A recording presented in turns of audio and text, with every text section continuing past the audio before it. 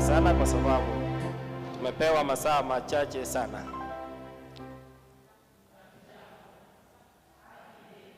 Hiyo ndio bibi yangu, ndiye mtakaosimamia upande ya ripoti. Atakaye tusomea mission leading ni my daughter Naomi Kemunto, naomba usimame ukasalimie kanisa. Ambaye aliita wimbo ni Daniel Nyechai, ambaye atakaosimamia upande ya nyimbo. Daniel, simama ukasalimie kanisa. Asante sana. Hivyo nataka kumuita dada Isabella Mokeira akuje akatusomea report.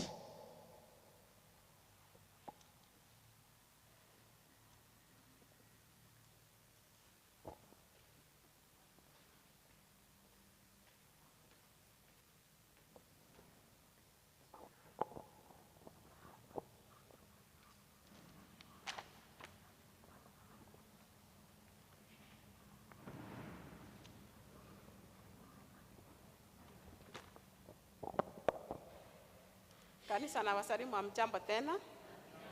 Hamjambo tena. Ninaenda kusoma ripoti vile imeandikwa ya last week. Morning Gloria. Service started at 8:45 a.m. Opening prayer ilifanywa na chorister. Prayer was done by Elder Samuel Gichomi, ikaanzwa na Elder Samuel Gichomi. Closing song ilikuwa number 137 na key text ilitoka katika kitabu ya Biblia Hebrews chapter 11 verse 7. Closing prayer was done by Elder Samuel Gichomi. Total attendance ilikuwa 113, children walikuwa 23, youths were 16, and adults were 74. Sabbath school. Service started at 9:10 a.m. Opening song number 85, brought by Stephen Marendi. Opening prayer done by Caroline Marendi. Welcoming was done by Priska Marendi. Sabbath school board was led by Keria Marendi. Special song by church choir, invited by Stephen Marendi. Mission board was led by Maureen Marendi. Closing prayer was done by Caroline Marendi. Lesson introduction done by Elder Samuel Arasa. Total of the lesson was right and crucified. Key text was from Mark chapter 11 verse 34. We went into lessons classes at 9:48 a.m. and lesson ended at 10 a.m. Attendance was as follows. Beginner class was 89 children, kindergarten 62, primary 68, PowerPoint 32, real time 16, cornerstone 32.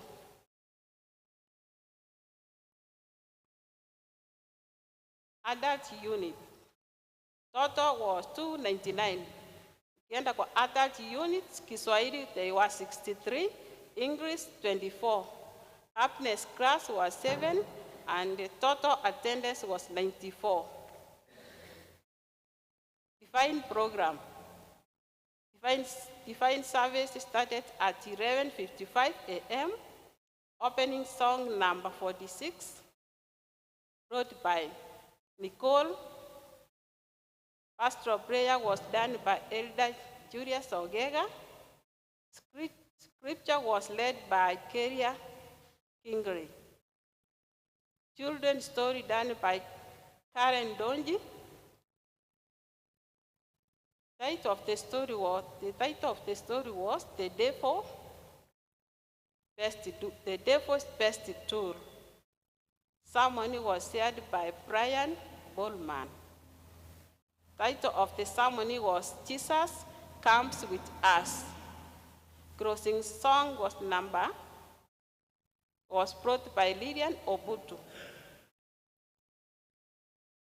Afternoon program ilianza 8:40 p.m. Song service was led by choristers. Bible study was conducted by pathfinders.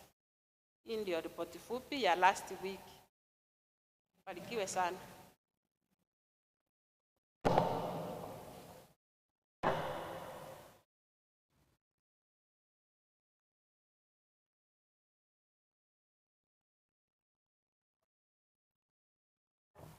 Happy Sabbath once more. Tunakaribisha choir for a special item.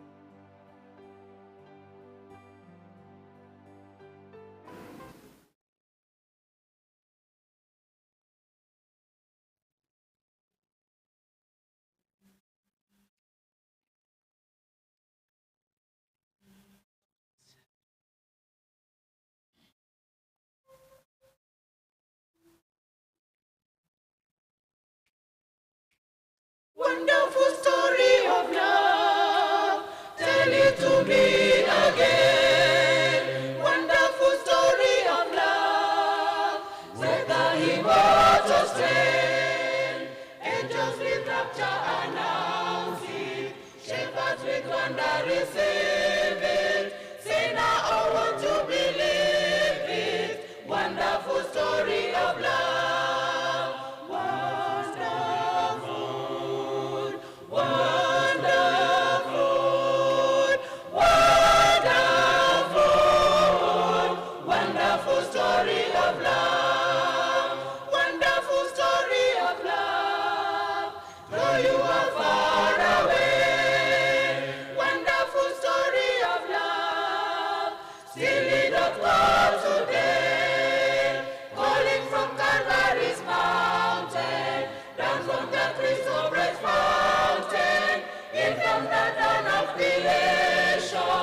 Wonderful story of love. Wonderful, wonderful, wonderful, wonderful story of love. Wonderful story of love. Jesus provides a rest. Wonderful story of love for all the pure and blessed. Rest in those mansions above us, with those who've gone on before us, singing the rapturous chorus. Wonderful story of love. Wonderful, wonderful, wonderful, wonderful story of love.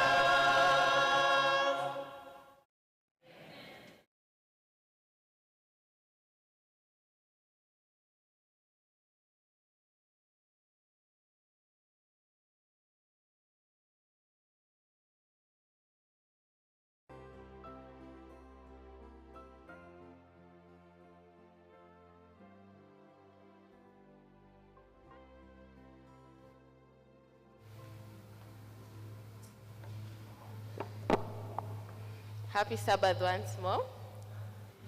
Happy Sabbath once more. Are we happy to be in the house of the Lord today? Thank you, choir, for the wonderful song. Sasa wacha tuweke mawazo, tusome mission reading yetu ya leo. Our mission reading today, the title is A Visitor and a Dream. It's from Costa Rica. So our reading for today is about a pastor. He's called Erickson. Erickson is from Costa Rica. He grew up in Guatemala. But Erickson, when he was young, something happened to him, but he never told the story to anyone. He only told the story to his mother, a part of the story. He never told his father. He told his wife the full story. And his children, he never told his children. So when Erickson was young, the place he grew up in, there were only two schools. There was a public school and an Advent school. But his father took him to a public school. But the public school did not have many resources. So later on, his father moved into an Advent school. And Erickson, he used to pray. He used to pray a lot. So his father was a bus driver. They were not so well off. They were struggling, but his parents were coming through. So one day when he was praying, he finished praying, and then he lay down on his bed, and then he switched off the lights, and then in the darkness of his room, a light appeared. Out of the light, he figured some image. The image had legs, arms, but he could not visualize the face. So the image stood next to him. It kneeled down, it prayed for him. Normally when Erickson used to pray, he could pray for 5 to 10 minutes. But the light prayed for him for like 60 to 90 seconds. When the person finished praying for him, the light disappeared. It went back to being dark. So the following morning, Erickson told his mother what had happened. And his mother she was astounded, it's not a normal thing to happen. So several months down the line, Erickson also had a dream. In the dream, he dreamed that he was in church. Normally, Erickson's family, they used to go to church on Sunday. So he was in church, he was worshiping, and then, you know, the Sunday churches, they have like statues around the church. So when they were worshiping, he saw suddenly that the statues now, they started moving, they started chasing him around, and he was a young child. So he got scared, he started running around the church. So in his moment of being scared, he saw a light on the door. The same light that had appeared to him several months ago when he had finished praying. So the light caught his hand, and then it led him outside the church, and then he now stopped being scared. And then the light it stood between him and the church, and it pointed to the church, and it shook the church, and then the light told him, now, Erickson, you're not going to be worshiping here anymore. So Erickson stopped going to church on Sunday, and then now he started focusing going to church on the Advent day. And then a year later, Erickson was baptized. He was baptized when he was around 13 years old. And that was the story about Erickson and how he got saved to worship in the Adventist church. Today, Erickson is a pastor and a church leader who oversees mission outreach in his homeland of Costa Rica. He decided to break his silence about his past as a reminder this 13th Sabbath that God is active in mission in the Inter-American Division, which includes Costa Rica and Guatemala. So our offering on the 13th Sabbath, part of the offering will help open a center of influence to share Jesus' love with at-risk children in Costa Rica. Other 13th Sabbath projects include 2 centers of influence to reach at-risk children in Colombia, 2 centers of influence to reach upper-class people in Mexico, and the construction of a large elementary school in Dominica. So that was our mission reading for today about Erickson and how he got saved. I hope you've been blessed. Thank you for your generous offering today. Na tuwe na Sabato njema. Asanteni.